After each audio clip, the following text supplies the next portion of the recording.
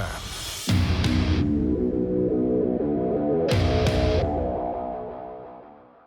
I personally found it quite exciting. You know, you don't have the pressure of adhering to anything else that's been set up other than the genre and other than Matthew's way of working. So personally, I enjoyed it, and personally, I found it quite like invigorating being able to like create something new. You know, I agree.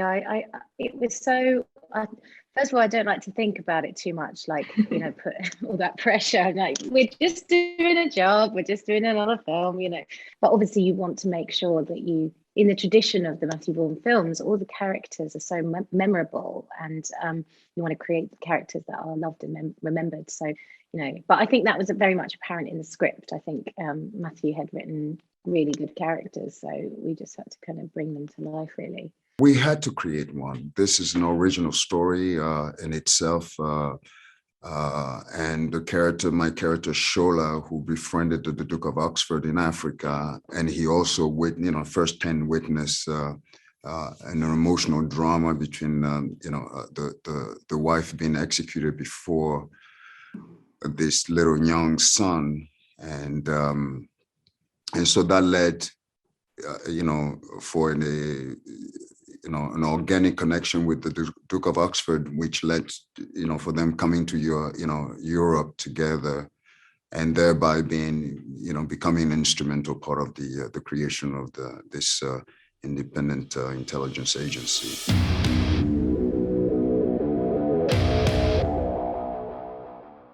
The blessing for me is that Rasputin himself, the real guy, was larger than life, and loomed over the Russian society then and now. He was a character of great mystery, and he was demonic and divisive. People were frightened and repelled by him, but also kind of intrigued. There's something quite animalistic about him. So everything I utilized for the Rasputin for this film was everything I'd read about him, be it rumor or gossip or myth. And in a world of Kingsman, you're allowed and you're given permission to tweak and bend and twist and magnify these elements so they suit the scene or the moment in the film that's appropriate to the telling of the story.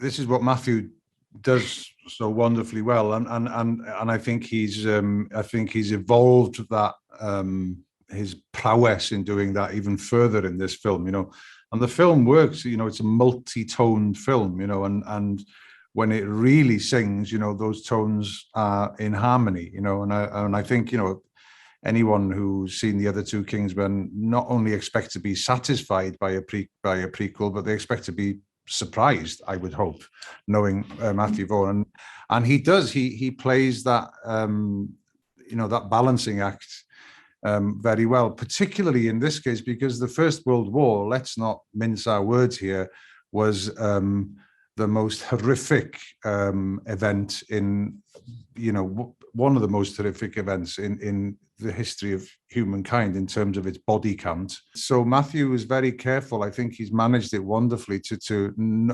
retain the gargantuan emotional cost that war had on Europe and the rest of the world, while able to retain and keep a satirical eye on proceedings. How was he able to bring history, incorporate father and son emotional drama into this story, and that carry itself through all the way?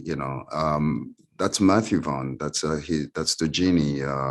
The fun that we see in the previous two that was successfully done, and here we, of course, it came with a bit of a challenge, but I think he did an amazing job with introducing a past history that we don't often revisit, and certainly most of us are not aware of.